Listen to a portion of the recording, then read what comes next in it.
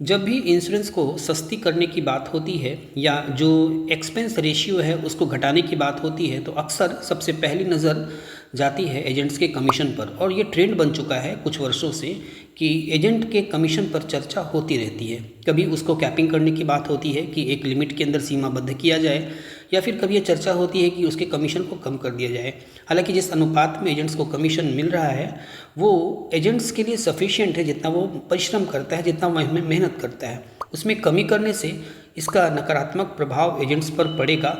और उनके काम करने की क्षमता भी कम हो जाएगी। लेकिन लगातार यह चर्चा होती रहती है और आईआरडीए भी यह प्रयास करती है कि एजेंट्स के कमीशन को कम न कर किया जाए, बल्कि उसको जो कंपनियों के खर्चे हैं उसके साथ ही एडजस्ट रखा जाए, जिस कारण कंपनियां अपने खर्चे तो कम करें लेकिन एजेंट्स के कमीशन को वो कम ना कर पाए और एक हेल्दी कंपटीशन बनी रहे, जिससे कंपनियां एजेंट्स को अपने अंदर रखकर उनसे सही ढंग से काम ले सके। इस कारण आईआरडीए ने कभी भी कमीशन कम करने की बात नहीं की। एक बार विचार किया भी गया लेकिन फिर उसको टोटल एक्सपेंस रेशियो के अंदर डाल दिया गया, यानी कि एक लिमिट कर दी गई कि इससे ज़्यादा आप खर्च नहीं कर सकते हैं और उसी खर्च में आपको जो अपने प्रोडक्शन पर खर्च है, आपको एडवर्टीजमेंट पे खर्च करनी है, या जो आप पॉलिसी इशू करते हैं उसके लिए जो खर्चे हैं और उसी में एजेंट्स के जो खर्चे हैं, वो सारी चीज़ें उसी के अंदर एक कैपिंग कर दी गई और उसी के अनुपात में देने की बात कही गई। तो इसका लाभ ये हुआ कि एजेंट्स के कमीशन को कम नहीं किया गया और जो टोटल खर्चे हैं कंपनियों के उसको एक लिमिट के अंदर सीमाबद्ध कर दिया गया। अब उसी में एजेंट्स का कमीशन हो या उसके खुद के खर्चे हों, सभी को लिमिट कर दिया गया। तो इससे लाभ ये हुआ कि जितनी भी कंपनियां हैं वो अधिक से अधिक अपने एजेंट्स को अपने अंदर रखने के लिए कमीशन को कम नहीं किया।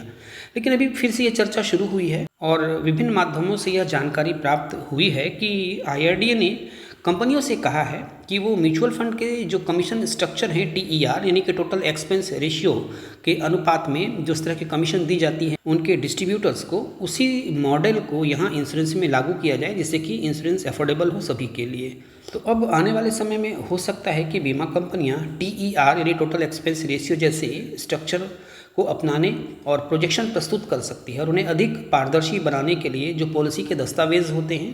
जो डॉक्यूमेंट्स होते हैं, उस पर कमीशन का खुलासा करने का भी सुझाव दिया गया है। साथ ही उन्होंने कहा है कि आईआरडीए लागत कम करने के उपाय सुझाने के लिए एक उप समिति गठित कर सकती है जो इस पर विचार करेगी और अपने सुझाव आईआरडीए को सौंपेगी। तो इस प्रकार से जो म्यूचुअल फंड लाइक टीईआर स्ट्रक्चर, एक डिस्ट्रीब्यूटर को जो इस तरह से कमीशन दी जाती है म्यूचुअल फंड में, उसी तरह का स्ट्रक्चर अब इंश्योरेंस में भी लाने का प्रयास किया जा रहा है।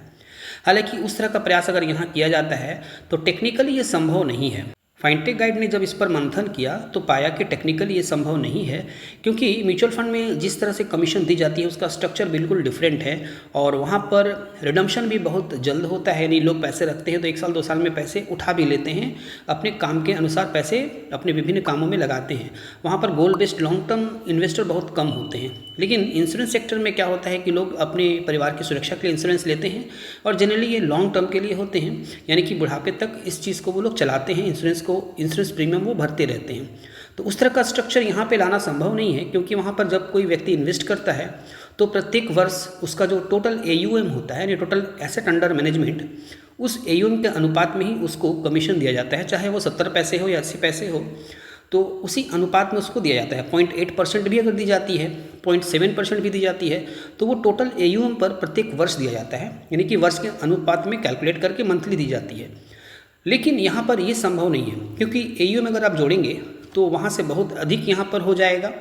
दूसरी बात है कि यहाँ पर जिस तरह से लोग काम करते हैं, जो एजेंट्स काम करते हैं, तो जिस अनुपात में काम करते हैं उसी अनुपात में उनको कमीशन मिलता है। यदि वो प्रीमियम कलेक्ट करते हैं तो उसी अनुपात में उनका एक परसेंटेज उनको कमीशन के रूप में प्राप्त होता है। लेकिन यदि वो म्यूचुअल फंड लाइक स्ट्रक्चर यहाँ पर बनाएंगे तो टोटल एयूएम पर उनको कमीशन देना पड़ेगा, जो कि इंश्योरेंस इंडस्ट्री के लिए संभव नहीं है और वो नहीं दे पाएंगे, क्योंकि वो एयूएम बहुत ही विशाल होता चला जाएगा जब भी वो प्रीमियम कलेक्ट करेंगे और वो जमा करेंगे।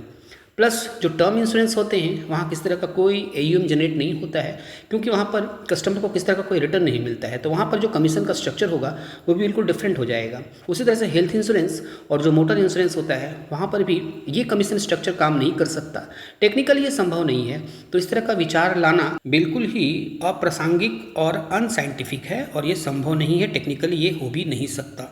तो एजेंट्स को घबराने की ज़रूरत नहीं है, क्योंकि ये संभव नहीं है और कमीशन को कम करने का विचार ये भले ही कर लें, ये तरह तरह से प्रयास करें, 3-4 वर्षों से ये प्रयास होता रहा है, लेकिन ये हुआ नहीं और आगे भी उम्मीद है नहीं हो पाएगा, क्योंकि जिस तरह का कमीशन स्ट्रक्चर अब एजेंट को दिया जा रहा है उसमें किस तरह का कोई छेड़छाड़ करना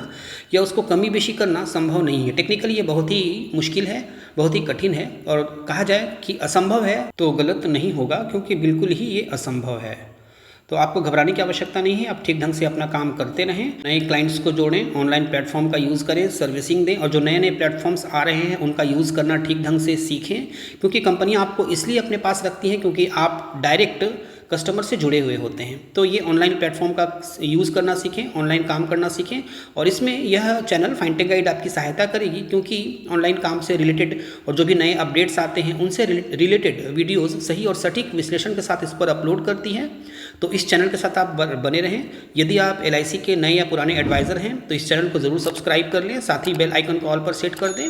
जिससे जब भी कोई नई वीडियो अपलोड हो तो उसका नोटिफिकेशन आपको प्राप्त हो जाए। साथ ही इसके प्लेलिस्ट को भी आप ज़रूर फॉलो करें, वहाँ अलग अलग ग्रुप्स में आपके लिए उपयोगी वीडियोज़ हैं। यह चैनल कम्प्लीटली LIC के एडवाइज़र्स को डेडिकेटेड है। तो आप अपने एजेंसी से रिलेटेड कोई भी प्रश्न पूछना चाहते हो तो आप कमेंट कर सकते हैं। यदि शॉर्ट में आंसर देना संभव हुआ तो ज़रूर आपके प्रश्नों का उत्तर दिया जाएगा। इस वीडियो को अन्य एजेंट फ्रेंड्स के बीच ज़रूर शेयर करें और इसको लाइक करना बिल्कुल ना भूलें। Thank you.